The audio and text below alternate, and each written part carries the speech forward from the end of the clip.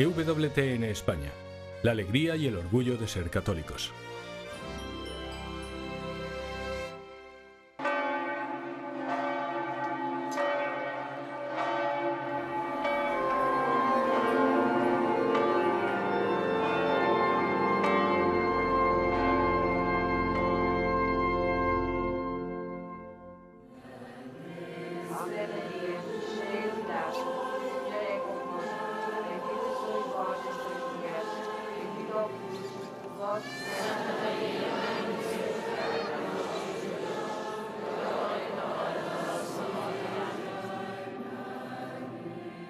Fátima, una pequeña localidad de Portugal con cerca de 10.000 habitantes.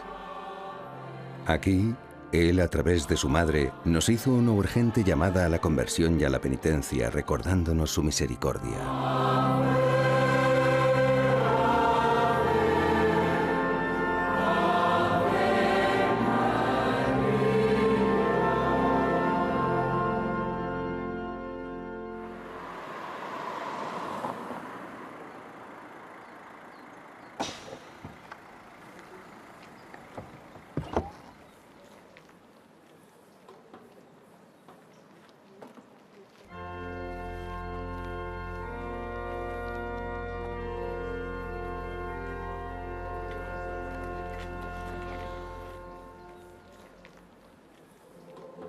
Este también es el lugar donde Dios escogió a 3 humildes niños.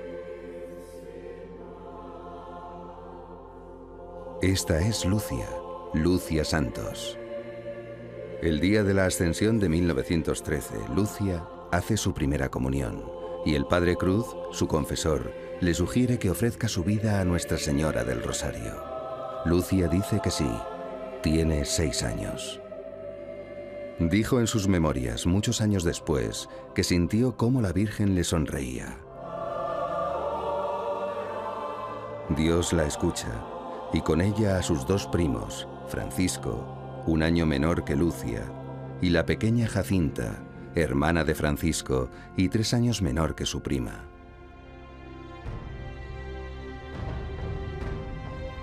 Crecían en un Portugal convulso. Los revolucionarios habían acabado con la vida del rey. Le sucedió el joven Manuel II en un país dividido entre campesinos monárquicos y obreros republicanos que hicieron caer la monarquía. Pronto llegó la persecución a la Iglesia y se prohibió la enseñanza religiosa. Portugal vive uno de los momentos más complicados desde el punto de vista histórico, en la relación entre la Iglesia y el Estado. Desde el punto de vista religioso, la Iglesia católica sufría de hecho una gran persecución. El Estado había prohibido las manifestaciones públicas de fe y los grandes patriarcas de la República decían incluso que en 2 o 3 generaciones no habría creyentes en Portugal. La Iglesia católica habría desaparecido en Portugal. Pero también corrían malos tiempos para Europa, metida en una cruel guerra. Fueron los años en los que cobraba fuerza el marxismo ateo en Rusia. Pero, ¿por qué Dios escogió a 3 humildes pastorcitos tan ajenos a los problemas del mundo? Sus familias eran pobres, no tenían cultura ni mucho dinero, ni sabían leer ni escribir. Así, mirando a Fátima y en la cooperación de estos 3 niños podemos ver que todo lo que se pasó verdaderamente es acción de Dios, de su misericordia para con nosotros. Y después ver cómo ellos fueron instrumentos dóciles, activos en colaborar con el Señor a partir de su vida. Quizás Dios escogió a estos 3 pequeños pastorcitos porque estaban abiertos a Él y supieron reconocer su presencia.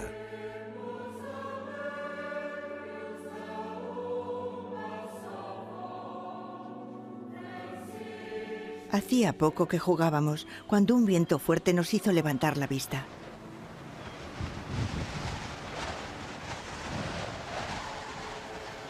Se dirigía hacia nosotros una figura. Era un joven de extraña blancura, casi transparente. No temáis, nos dijo, soy el ángel de la paz, rezad conmigo. Dios mío, yo creo, adoro, espero y os amo.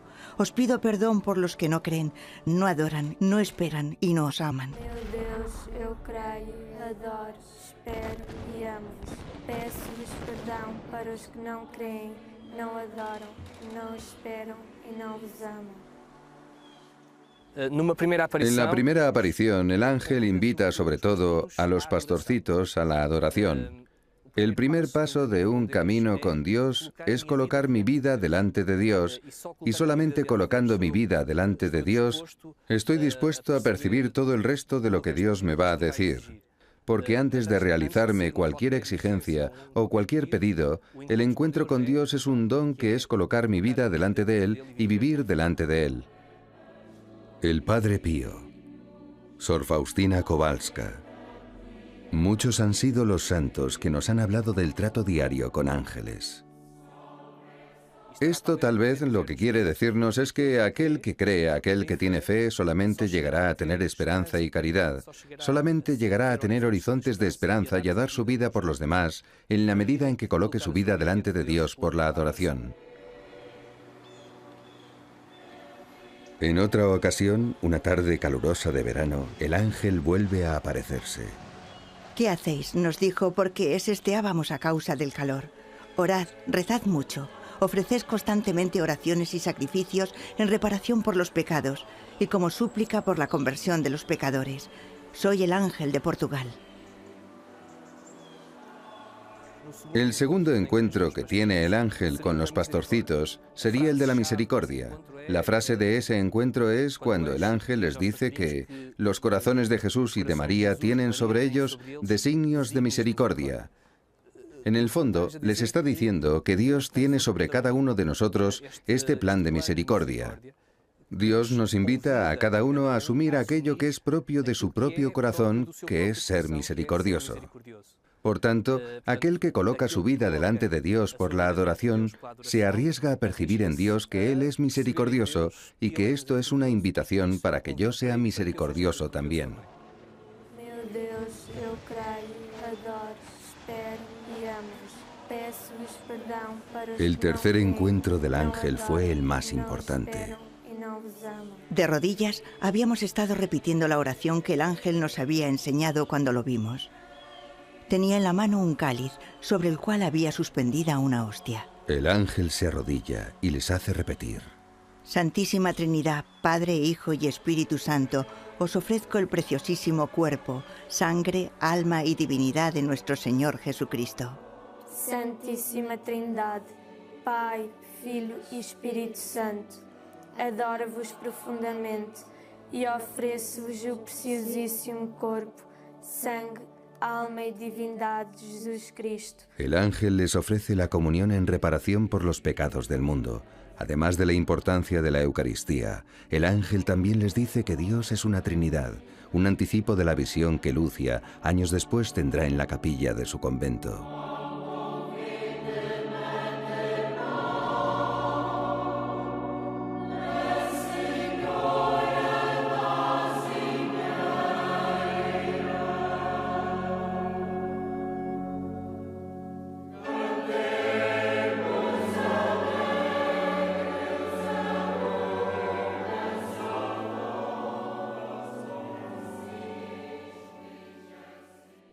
En el tercer encuentro, el ángel ofrece los dones eucarísticos a los tres pastorcitos, el cuerpo y la sangre de Cristo. Y si esto es, por un lado, una indicación de que la Eucaristía es el alimento que hace sostener la vida de quien se compromete con Dios, es también, por otro lado, digamos, de aquello a lo que ellos son llamados también a dar su vida a la manera de Cristo, a ofrecer toda su vida como una Eucaristía, como una acción de gracias por un lado, que es lo que hacemos en la Eucaristía, y como un amor que se da hasta el extremo, que es también lo que recordamos en la Eucaristía. Después de comulgar, quedaron haciendo oración hasta que, sin darse cuenta, les cayó la noche.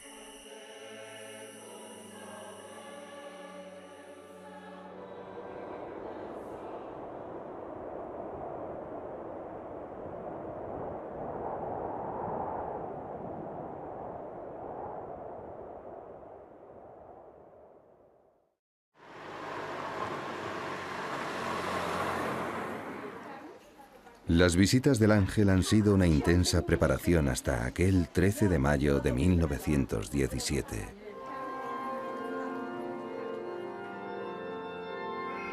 Esa mañana escogimos de casualidad ir a una propiedad que mis padres tenían en Cova de Iria.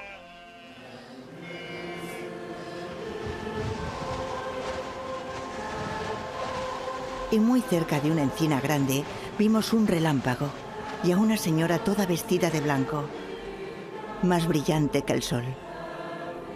Les dice que es del cielo y que los tres irán allí, aunque Francisco antes deberá rezar muchos rosarios, cosa que empieza a hacer desde aquel día. También nos pide que volvamos los 5 meses siguientes el mismo día. Nos preguntó: ¿queréis ofreceros a Dios para soportar sufrimientos en desagravio por los pecados con que se le ofende y como súplica por los pecadores? Respondimos que sí.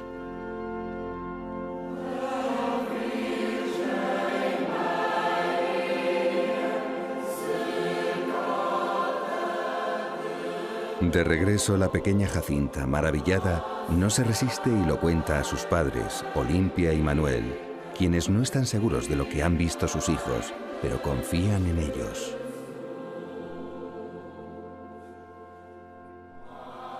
En cambio, Lucia comienza a vivir un pequeño calvario. En su casa, nadie la cree y su madre piensa que ella es quien ha inventado todo. Mis hermanas se ponían a favor de mi madre y a mi alrededor se respiraba una atmósfera de verdadero desprecio. Su madre falleció sin creer en las apariciones.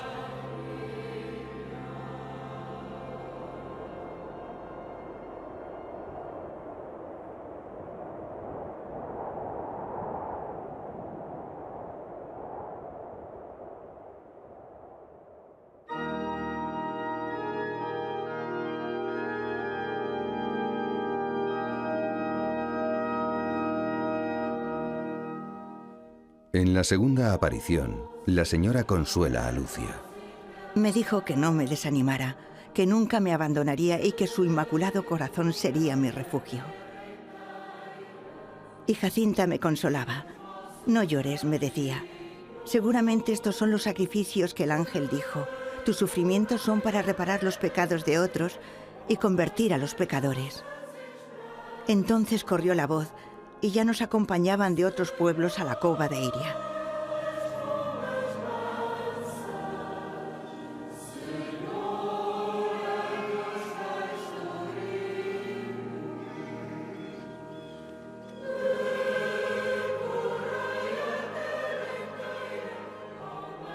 Pero mi madre se empeñó en llevarme ante el párroco.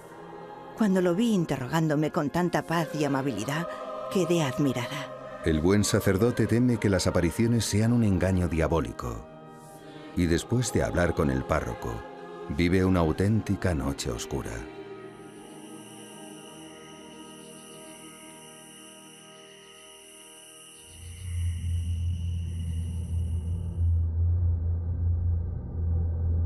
Tuve una pesadilla que aumentó las tinieblas de mi espíritu. Comencé a sentir aborrecimiento hasta de la compañía de mis primos, pobres criaturas. A veces andaban buscándome y yo me escondía. Lucia sufría. En cambio, su madre creía que se pasaba el día jugando.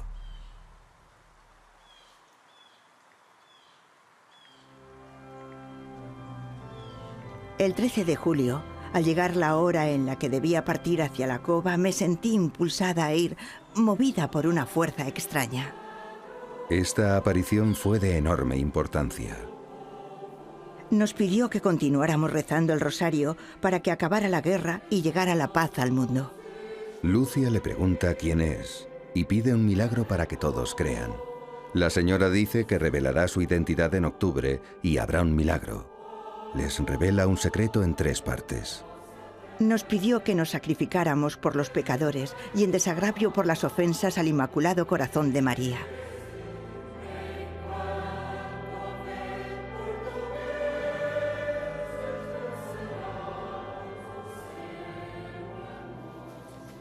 Abrió sus manos y vimos el infierno. Era como un mar de fuego. Sumergidos en él estaban los demonios y las almas, como si fueran brasas transparentes y negras, con formas humanas que se movían. Para salvar a tantas almas, la señora nos dijo que Dios deseaba establecer en el mundo la devoción a su inmaculado corazón. La visión solo dura unos instantes. Obviamente, Dios da una gracia especial a los 3 niños para que puedan resistirla y les beneficie espiritualmente. Los niños fueron tocados por toda la forma de dolor. Obviamente, todo el secreto, todo, la primera parte con la visión del infierno, la importancia del corazón inmaculado de María para la paz en el mundo y el sufrimiento de la Iglesia, todo los impactó. Y salieron de esa visión de Julio, de esa aparición de Julio, transformados en el sentido del compromiso y de la solidaridad. Este entendimiento de que aquello que ellos podían hacer puede cambiar la historia, sea la historia temporal, sea la escatológica. Y eso sí cambió mucho sus vidas. La señora también habla de consagrar el mundo y especialmente Rusia para que no propague sus errores. Y si no se la escuchaba, vendría un castigo peor: guerras y persecuciones contra la Iglesia y el Santo Padre, cuya gran señal se vería en el cielo. Advierte que la gran guerra acabará pronto y los soldados portugueses regresarán sin tardar a casa.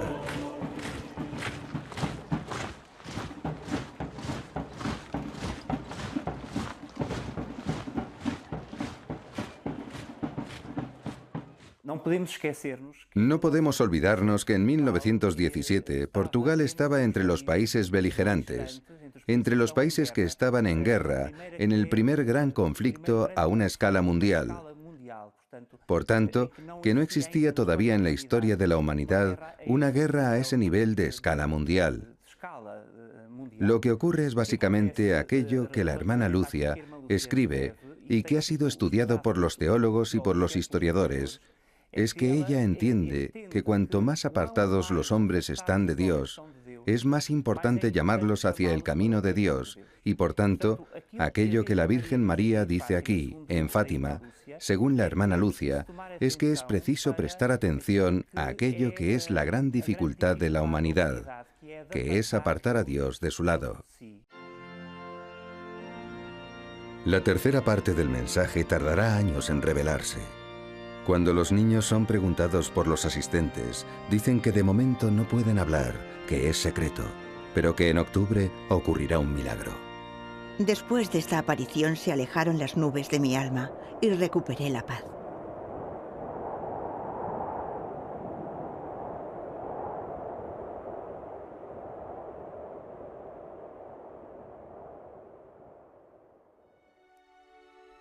Una paz que había perdido el administrador del distrito, Arturo Oliveira, quien teme que todo sea una señal para una revuelta de los monárquicos y la Iglesia, y exige que los niños se presenten a dar explicaciones del secreto. Pero su padre solo lleva a Lucia, que se niega a hablar. Días después, el mismo 13 de agosto, Arturo Oliveira secuestra y encierra con amenazas de muerte a Lucia, Francisco y Jacinta. Ellos no hablan. Prefieren morir. Nos dijeron que iban a freírnos. Jacinta se acercó a una ventana. Enseguida vi que lloraba. Lucia le pregunta si no quiere ofrecer su dolor. Jacinta, aún llorando, no lo duda. Con las manos y los ojos levantados al cielo dijo: «Oh Jesús, es por tu amor, por la conversión de los pecadores».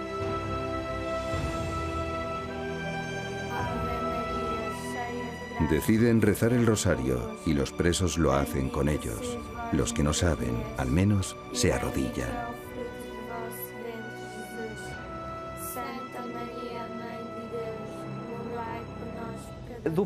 Desde el punto de vista físico, los niños no fueron maltratados por el administrador, no hay pruebas de eso. Obviamente fueron sometidos a interrogatorios, y esos interrogatorios fueron violentos desde el punto de vista psicológico, pero nosotros también tenemos documentos que nos llevan a acreditar que los niños fueron bien tratados por la familia del administrador. Sabemos incluso que comieron en su mesa y jugaron con sus hijos, y que Jacinta jugó con una jarrita, un pequeño objeto que existía en la casa del administrador y que la familia del administrador guardó con mucho cariño por haber sido un objeto que encantó a la beata Jacinta.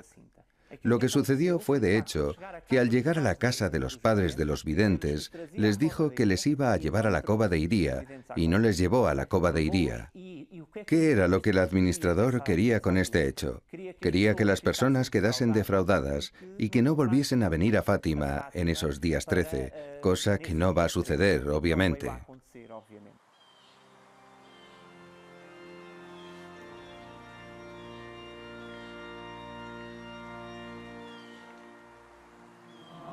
Fiel a su cita, la señora se presentó en la cova el día 13.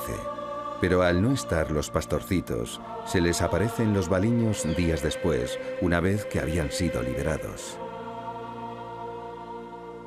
Pidió que se levantara una capilla e insistió en la penitencia. Rezad, rezad mucho, nos dijo, y haced sacrificios por los pecadores.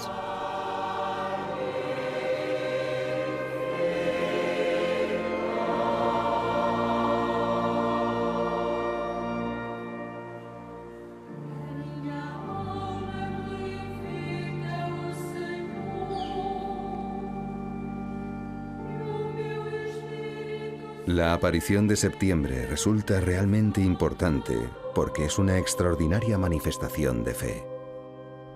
Al aproximarse la hora, fuimos entre personas que apenas nos dejaban andar.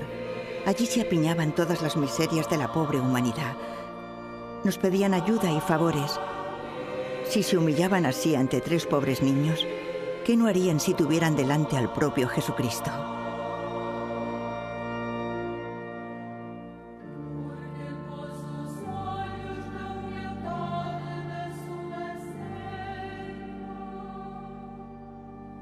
Para frenar la temida concentración de fieles, el 13 de octubre, el administrador quiso acordonar militarmente la cova. Ahora se agrupaban 70.000 personas. Caía una lluvia torrencial. Mi madre, por la incertidumbre de lo que iba a suceder, quiso acompañarme. Mi padre me llevó de la mano hasta el lugar de las apariciones. Por el camino se sucedían las escenas del mes pasado. Ni el barro de los caminos impedía a esa gente arrodillarse en la actitud más suplicante. La señora no tardó en aparecerse. Nos insistió: quiero que recen el rosario todos los días. Me dijo que Dios estaba muy ofendido por tantos pecados. Mientras los niños ven la aparición, los devotos se dan cuenta de que el sol se mueve. El movimiento va en aumento. Durante 10 minutos el sol danza sobre el lugar, se acerca y se aleja sobre los presentes que creen llegado el fin del mundo. Además, ocurre algo sorprendente. El suceso no solo lo ven los presentes, sino también otros testigos a kilómetros de distancia. A pesar de ser casi lo más recordado, el llamado milagro del sol no fue más que un signo para aquellos que no creían. El último día de las apariciones, el día 13 de octubre de 1917, millares y millares de personas, los periódicos dicen entre 70.000 personas en este lugar y alrededor de 120.000, los periódicos más exagerados. Obviamente, habría unas 70.000 personas en este lugar. Algunas de ellas no creían en las apariciones. Hablo, por ejemplo, de un periodista portugués que estaba al servicio de un periódico que era un periódico que no era de la Iglesia y que era anticlerical y que viene para hacer una noticia y desacreditar las apariciones. Y él testimonia que vio al sol bailar en el cielo. Por tanto, él se convierte en un testimonio de esa señal, que los niños habían profetizado que iba a suceder en el último día, y la noticia que escribe para el periódico al que pertenece es precisamente cómo el sol bailó al mediodía en Fátima. Por tanto, es un ejemplo muy claro de una persona que venía a la cova de Iría para desacreditar las apariciones y que al final dice que hay algo sobrenatural en Fátima. Los niños se sienten acosados por el interés de los peregrinos. A veces me sentía tan cansada que buscaba un pretexto para excusarme y escapar. Pero aquella pobre gente insistía tanto que Lucia hacía un verdadero esfuerzo y lo ofrecía.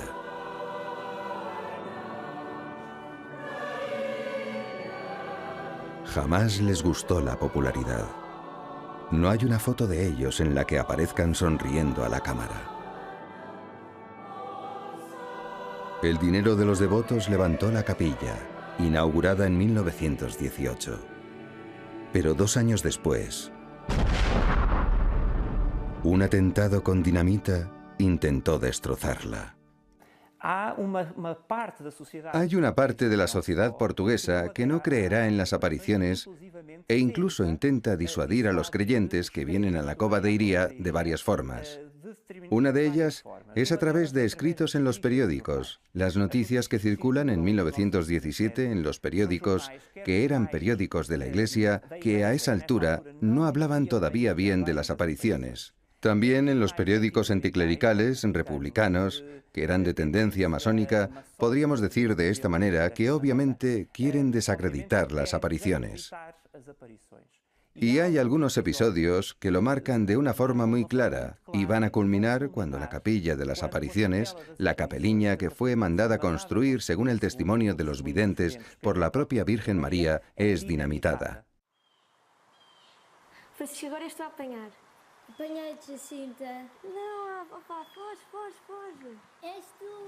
Ai, é sério, não, vá lá. En aquellos años, la vida en el campo estaba marcada por la oración. Los pastorcitos alternaban sus tareas con los juegos y la oración.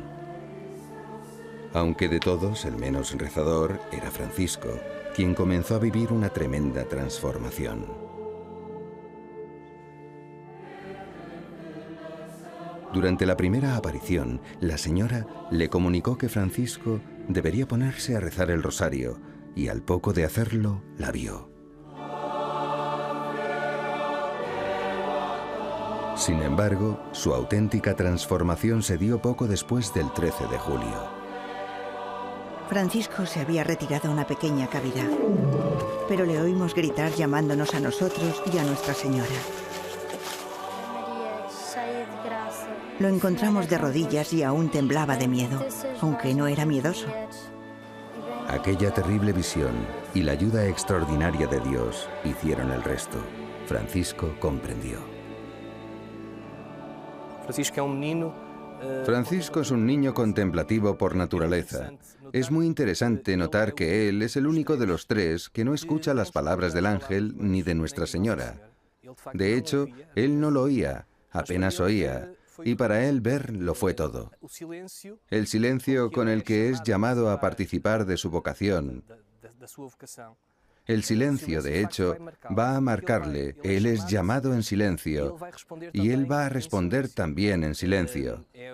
Tiene el espíritu contemplativo de quien va a buscar estar solito, estar él solo delante de Dios y adorándolo.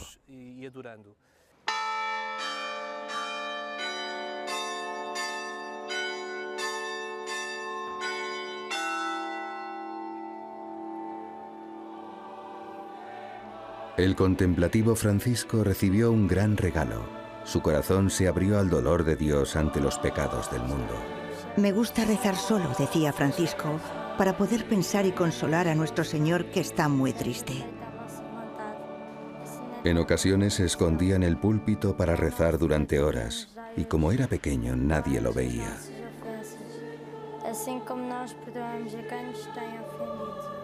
Otras veces, estando la iglesia en obras, se metía entre la pila bautismal y el altar. Ave María, cheia de graça, o Senhor é convosco. Bendita sois vós entre as mulheres, e bendito é o fruto. De camino a la escuela nos despedía diciendo: yo quedo aquí en la iglesia junto a Jesús escondido, que era como llamábamos a Jesús en el sagrario. En el monte, si alguna vez le llamaba y le preguntaba qué estaba haciendo, levantaba el brazo y me mostraba el rosario. Si le decía que viniese a jugar, que después rezaríamos juntos, respondía: «Después rezaré también. ¿No recuerdas que la señora dijo que yo tenía que rezar muchos rosarios?». Otro día me dijo: «Gozo tanto de Dios, pero él está tan disgustado a causa de tantos pecados». Esta relación de proximidad con Dios, en el silencio, le dio una capacidad de descubrir en el rostro de Dios una tristeza, que es una cosa que los otros, Jacinta y Lucia, de hecho, para ellos no era tan importante. Francisco intuye en Dios una cierta tristeza, una tristeza de Dios por un amor que no es correspondido, no en el sentido de un Dios que quiere a toda costa que todos le amen, sino sobre todo porque Dios percibe que lejos de su amor, las personas no se realizan. Percibiendo cuánto Dios sufre, digamos, con los sufrimientos, con los dramas de la humanidad, Francisco intuye esa tristeza y asume esa tristeza para sí mismo, y hace de su vocación estar con Dios para amarle. En el fondo es esto: consolar a alguien es estar con, vivir con, ofrecer su tiempo y su vida para estar con esa persona. Creo que es esto lo que marca y que podría definir la vocación de Francisco. En cierta ocasión, Lucia le pidió por el hijo de una amiga de su hermana Teresa, que estaba preso por un delito y no era culpable. Francisco quiso quedarse rezando en la iglesia mientras Lucia y Jacinta estaban en la escuela. Al salir, fueron al encuentro de Francisco, quien le dijo: «Dile a tu hermana que dentro de pocos días él regresará a casa». Pocos días después, el muchacho y toda la familia fueron a agradecer a la señora la gracia recibida. Otra vez, una pobre mujer y un joven de la feligresía de San Mamede fueron a arrodillarse ante Francisco. Le pedían que su padre enfermo sanara y él no fuera a la guerra porque necesitaban su sueldo para vivir. Francisco también se arrodilló y las invitó a rezar el rosario. Al poco, todos los que lo veían se habían arrodillado a rezar con ellos. La mujer, el hijo y el marido regresaron poco después para agradecer a la señora la gracia concedida. Francisco y Jacinta, que ya están beatificados, es importante señalar que ellos no son santos por haber visto a Nuestra Señora. Ellos son santos en la medida en que acogieron las llamadas de Nuestra Señora y dejaron que su vida fuese transformada por eso. Las memorias de la hermana Lucia también nos revelan esto, que es que los niños tenían, como todos los otros, sus defectos, digamos, sus limitaciones. Y las apariciones también sirven. El acogimiento que hacen de las apariciones también sirven para ellos para pasar por un proceso de conversión, a su manera, como niños. Una normalidad que se va transformando en las manos de Dios.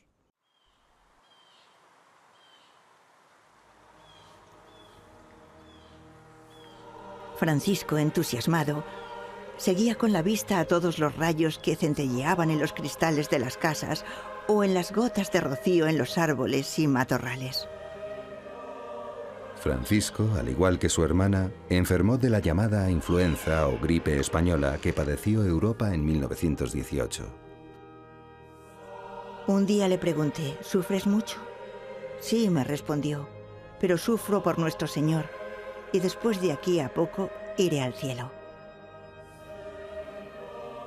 Como niños recién nacidos, desead la leche espiritual pura, a fin de que por ella crezcáis para la salvación. A Francisco lo que más le impresionó y absorbió era Dios, la Santísima Trinidad. Recordaba la luz que transmitía la Virgen, que los envolvía en la presencia de Dios. Decía: estábamos ardiendo en aquella luz y no nos quemábamos. ¿Cómo es Dios? Da pena que esté tan triste. Si yo pudiera consolarlo. Estando en cama, entregó a Lucia la cuerda que llevaba a la cintura para mortificarse. le pidió que la hiciera desaparecer. En diciembre se le apareció Nuestra Señora diciéndole qué día y a qué hora vendría para llevárselo al cielo. Y después de hacer una confesión general y recibir la comunión y el viático, sonriendo dijo: «Ahí está», y falleció dulcemente.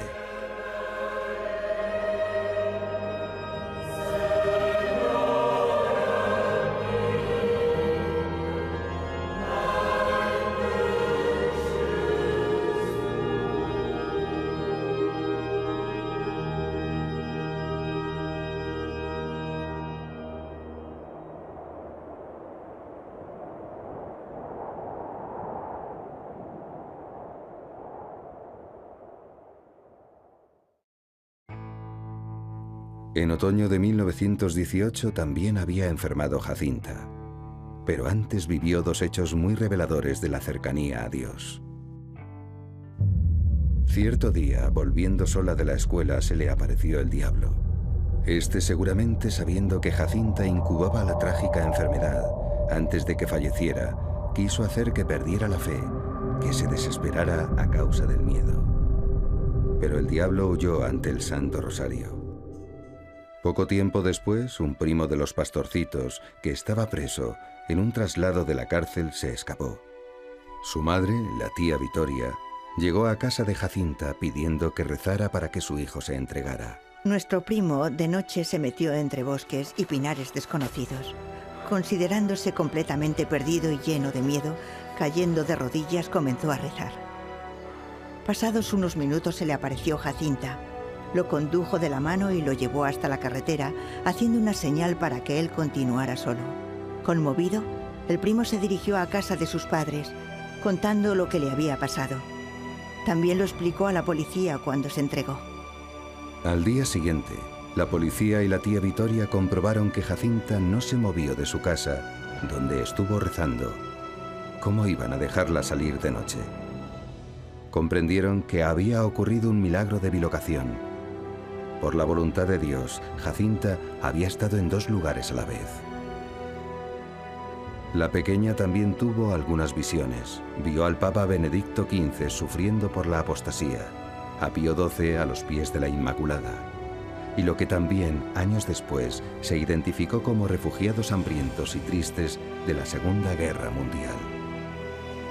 Cuando Jacinta enfermó, Nuestra Señora se le apareció para comunicarle que pasaría por varios hospitales. Incluso le preguntó si quería marchar ya al cielo o quedarse un poco más y ofrecer sus dolores por la conversión de los pecadores.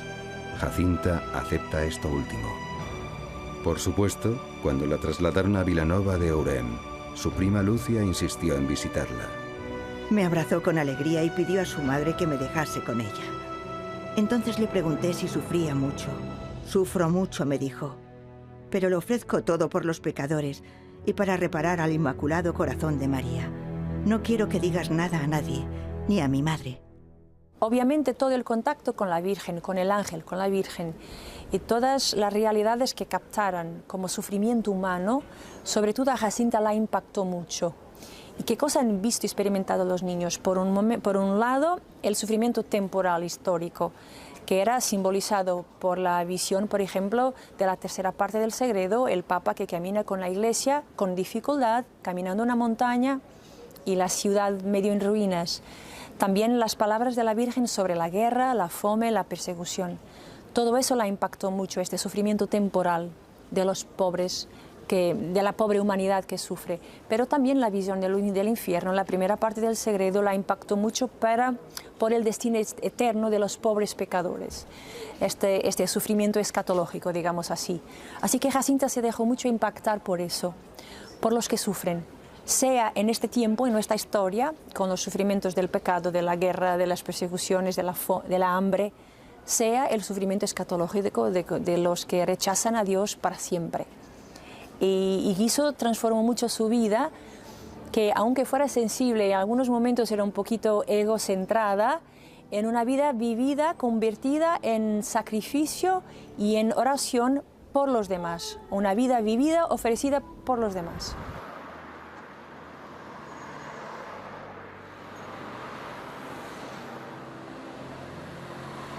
Jacinta se traslada a Lisboa, al orfanato de Don Agodiño. Y poco más tarde ingresa en el hospital Dona Estefania, hasta fallecer aquí, en febrero de 1920.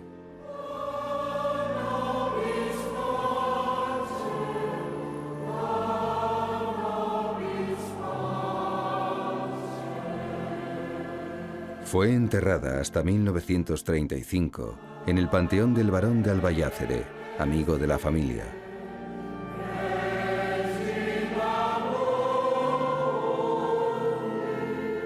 Cuando se autorizó su traslado a Aljustrel, entonces se descubrió que su cuerpo estaba incorrupto.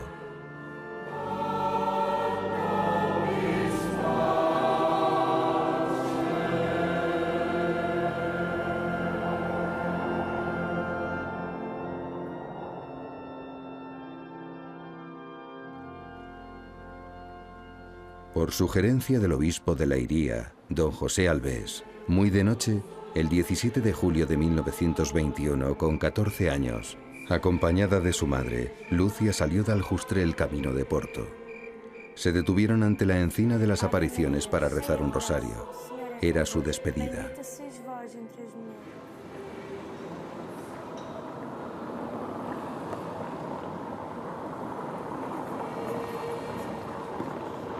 Aquí estuvo 4 años con el nombre de María Dolores, con la orden de su obispo de que no revelara su verdadera identidad. Pero el auténtico motivo de su salida era que la República Portuguesa había prohibido la profesión de las religiosas, de manera que Lucia tuvo que hacerlo en España, donde también pudo prepararse para sus votos.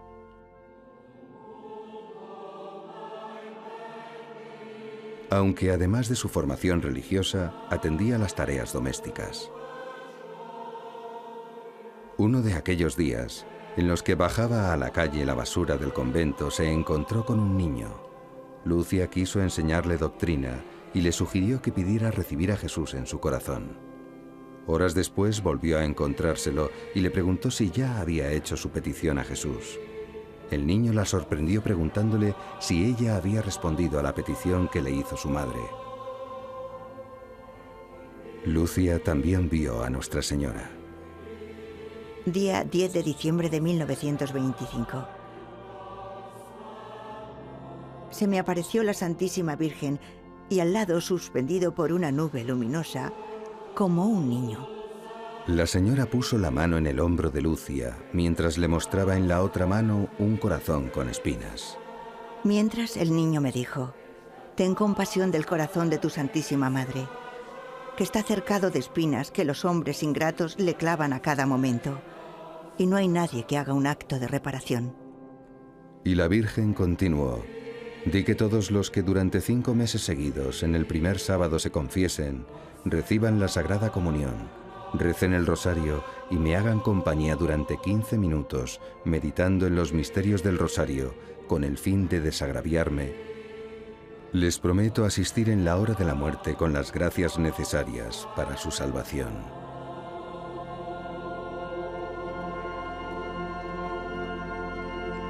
Desde Pontevedra viaja a la fronteriza ciudad española de Tui, donde va a realizar sus votos como religiosa.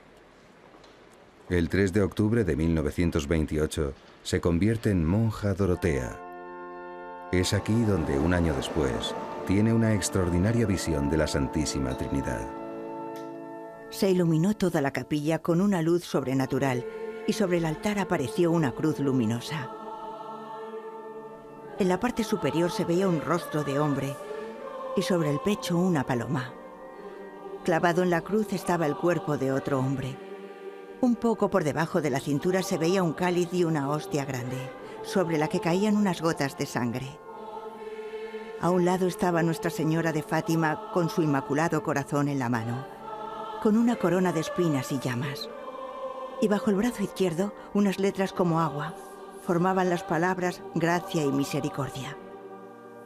Comprendí que me era mostrado el misterio de la Santísima Trinidad. Una de las primeras verdades bíblicas que aprendemos es que nosotros somos creados a imagen y semejanza de Dios, de este Dios que es un Dios trinitario, que es un Dios comunión, y por tanto la comunión está inscrita en nuestro ser. Y esto nos va a recordar, Fátima nos va a recordar exactamente esto. La llamada a la conversión es una llamada precisamente a esto, a reconvertirnos a la imagen a la que fuimos creados. La señora también le pide la consagración de Rusia a su Inmaculado Corazón, para que no expanda sus errores y el ateísmo. Pero el tiempo pasa y no se cumple la petición. Así se suceden 30 apariciones de Nuestra Señora y el Sagrado Corazón, varias de ellas quejándose de que no escuchan sus deseos. Cuán bienaventurado es el hombre que siempre teme, pero el que endurece su corazón caerá en el infortunio. Pero el mundo tardó en comprender, olvidando que la señora garantizó que la Gran Guerra acabaría pronto y los portugueses volverían sin tardanza a casa. También advirtió que, si no dejaban de ofender a Dios, comenzaría otra guerra peor.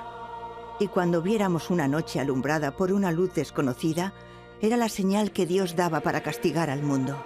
Y la noche del 25 de enero de 1938, el cielo mostró una espectacular y extraordinaria aurora boreal que Lucia puede ver desde su convento e incluso llegó a verse en el norte de África.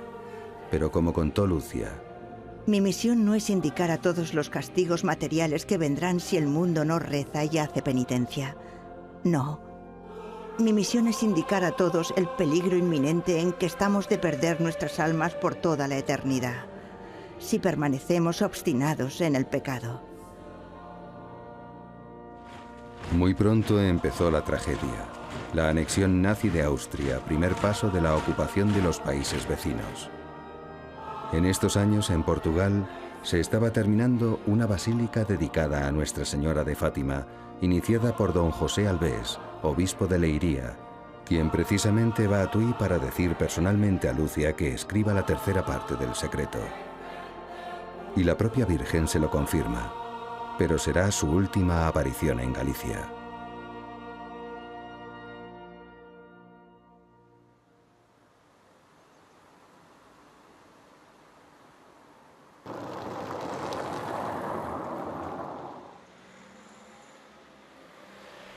Lucia solicita su paso al Carmelo, más adecuado con su silenciosa espiritualidad. Y el 27 de agosto de 1947, Monseñor Montini, secretario de Estado y futuro Pablo VI, comunica la autorización para el traslado.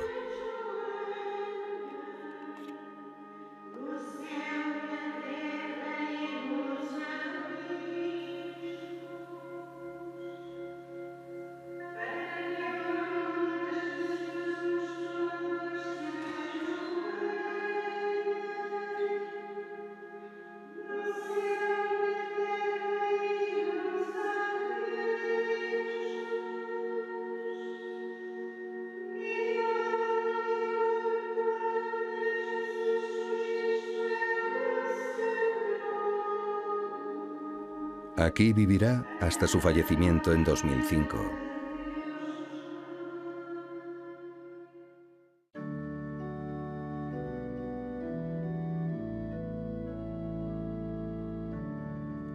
En esos años se abre el proceso de beatificación de Francisco y Jacinta. Esta, en el traslado de sus restos a la recién consagrada basílica en 1951, es exhumada nuevamente ante sus ancianos padres y encontrada incorrupta.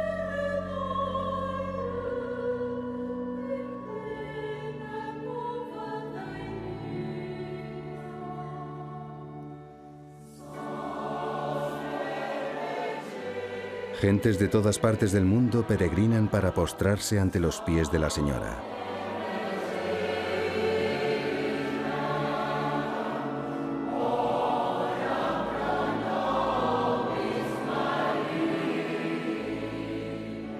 Diferentes papas visitarán Fátima para honrar a la Virgen.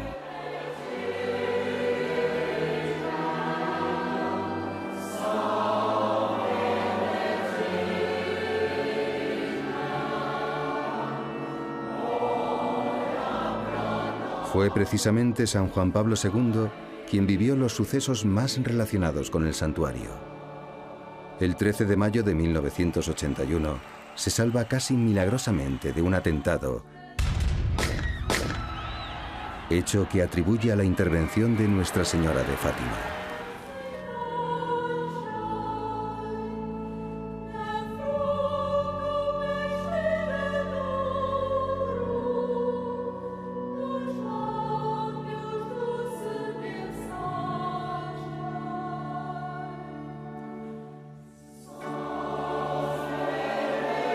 Por fin, este mismo Papa, en 1984, hace la consagración definitiva del mundo y de Rusia al Inmaculado Corazón de María. En Portugal, a pocos kilómetros de Fátima, no tardará en sucederse algo extraordinario.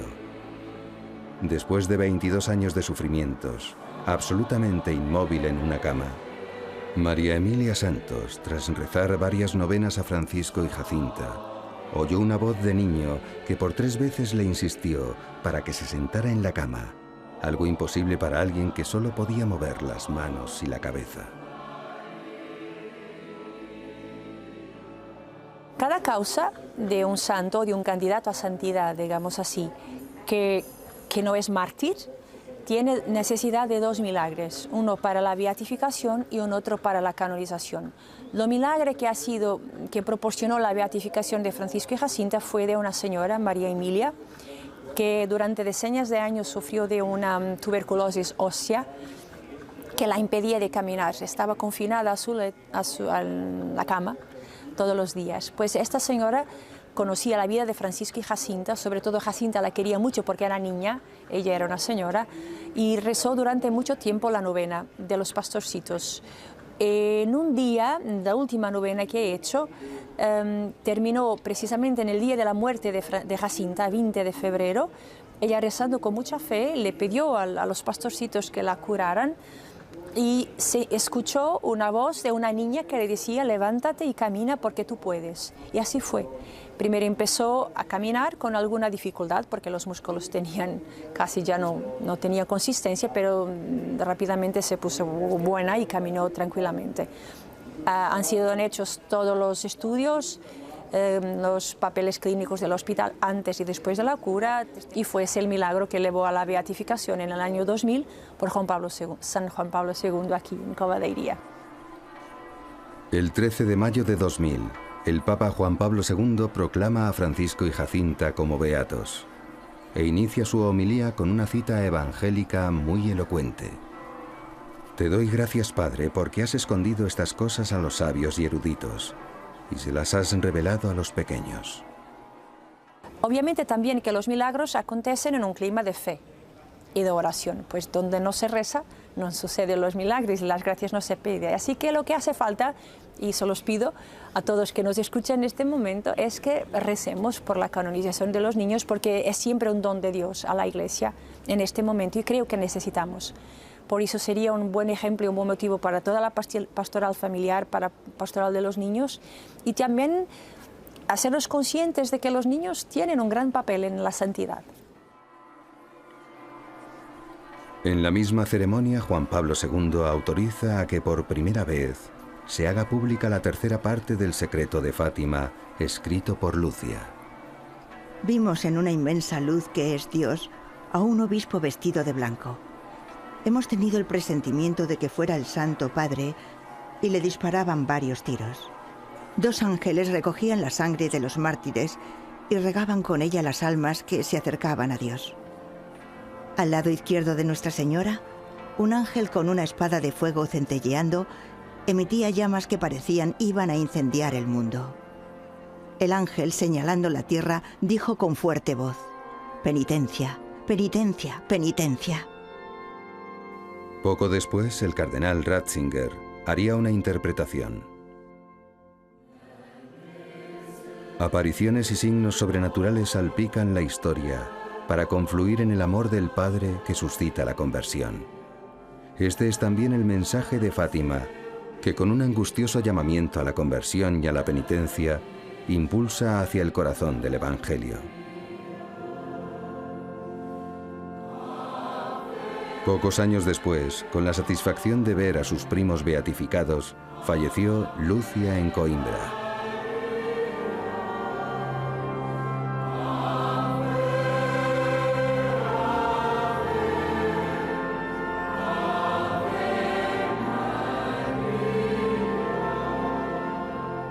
A ella, Nuestra Señora había encomendado que se quedara en la tierra para publicar su mensaje, una urgente y angustiosa llamada a la conversión y reparación por las constantes ofensas a Dios.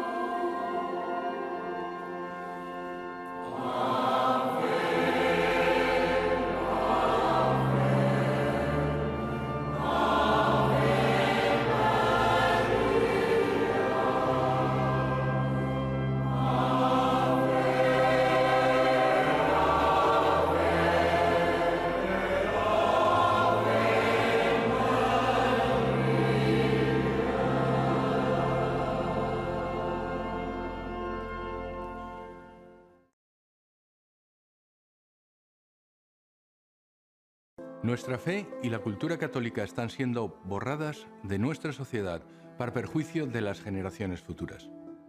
Si no actuamos inmediatamente, el alma católica de España se perderá.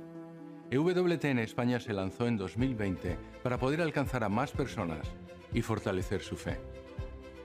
Nuestro objetivo es llegar a los 18 millones de hogares en España y llevarles la mejor programación católica durante todo el día y cada día, con un contenido que hable directamente al alma de todos los españoles.